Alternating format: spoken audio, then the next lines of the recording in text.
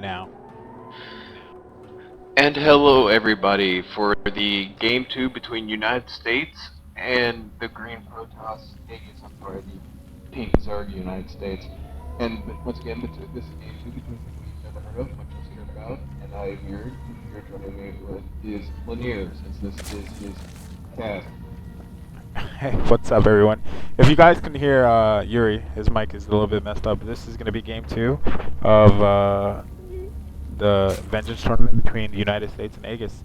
Aegis is a Protoss player, part of the Team Arena. Both players are actually part of Team Arena. Hopefully you guys have been keeping up with the cast, so you saw the first game between the United States and Aegis.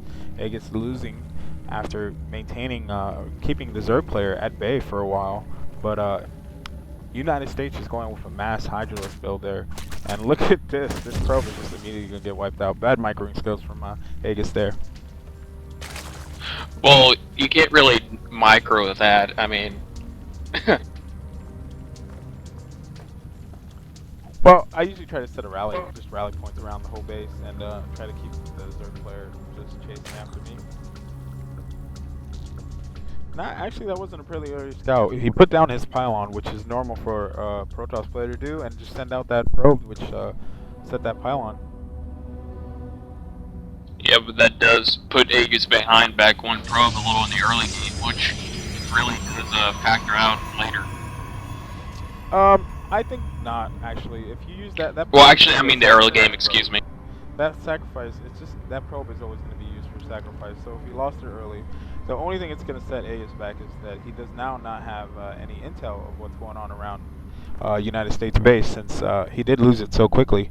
So that is going to set him back as far as information-wise. It looks like Aegis goes to go with two standard gates. Still afraid that he may be doing a 6-pool here. I don't know. Mass Zergling coming his way. On the other hand, his spawning pool is just being finished right now from the United States. I swear, Aegis must have watched my games, because he looks almost exactly like me. Well, when you faced Raunchy? Yeah. Well, Raunchy was putting up his Stargate, and you didn't even notice that it was up there.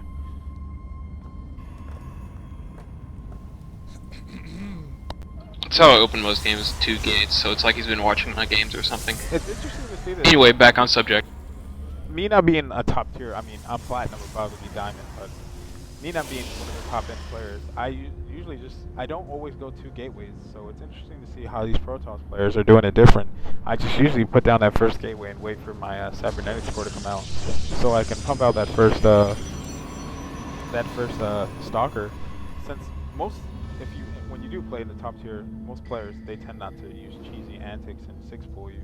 So it's more of a macro-based game, so it's interesting to see now that Aegis will try to do some early pressure again with these 3 blocks. I think he is going to push forward. Gee, I wish I was playing the kind of platinum games you were playing. I mean, I'm a platinum and I get rushed all the time. I've rarely gotten rushed when my platinum league. I don't know. I think my guys are too afraid. I don't know. I have a certain build order that I just go to and I stick to it.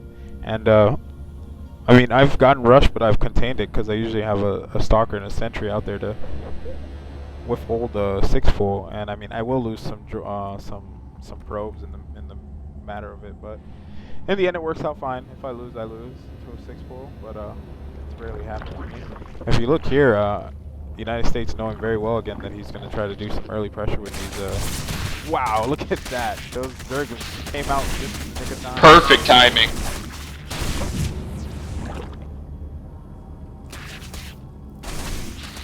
I think they just came out just as the mine crawlers were being done too, so that was pretty awesome right there.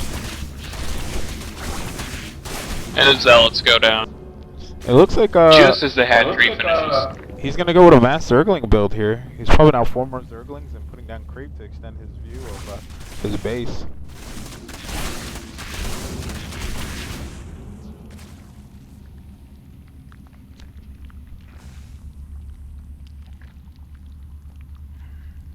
And we see the Twilight Cancel going down. Yes. Still not researching Warp Gate. Yeah, I'm really surprised to see he has not researched it. He's going to do it late into the game, which is very new. I love how these spine crawlers are walking around. I just love when they walk around. But yeah, if we look at the production tab, actually the Twilight Templar is coming down. He's also putting down that other gas, which is really late. I guess he was trying to go mass Zilop build here. I think he may be switching it up now to maybe another Sentry Stalker build again, because he that simulator finally coming down actually. So yeah, 2 Stalkers being warped in since he does not have warp gate yet. Actually, he's upgrading his hatchery to a layer now too, as well. So we're gonna see tier 2 level units. Finally researching warp gate now, right as the opponent's lair is about to finish. Yeah, it's interesting to see these builds. He went 2-gate Twilight, which I've never seen in my life, and now just putting down the other 2 gates. So now we're gonna see a standard 4-gate build here from Aegis. Look at that Zergling just hanging out at his base. I don't know if he sees it though. Does Aegis does it now because he tried to do a little Now he towards doesn't. it. Look here, we do have this Overlord just hanging on the back of his base. Looks like we're going for a 4-gate without warp gate. He is still researching warp gate right now. Actually, the Hydra was done from the United States, so it looks like he may go another mass Hydra build again. But actually, researching. I don't even want to say it because I'm gonna mess it up. But the things that make the Overlord go faster, and groove spikes being researched from. Excuse me, being researched from the Hydra. Oh, the pneumatic carapace, I think it's called. There you go. I would have butchered it.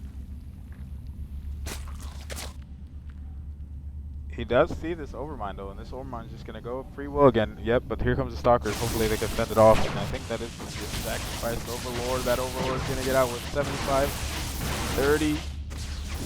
Oh, and it gets right destroyed right as it comes out of the base.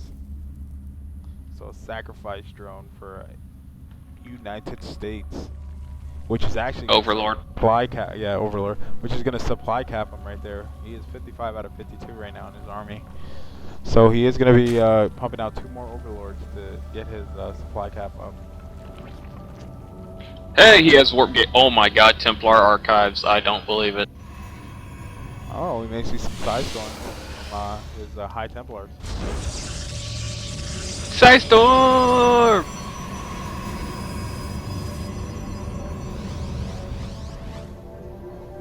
There's a double extractor going down at his expansion. Yeah, as far as economically right now, the United States go ahead. If you look at the production, the economy tab right now, it's ridiculous.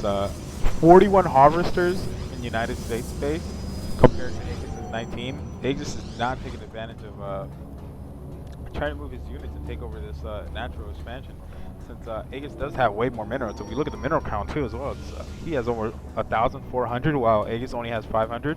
So I think United States does have the advantage yet again to, if he does lose units, he can easily micro and get more units back because he is outrageously Macro. Yeah, sorry, macro units. And nice placement by Aegis, but I don't think it's enough to help him out against the army, because he will retreat back.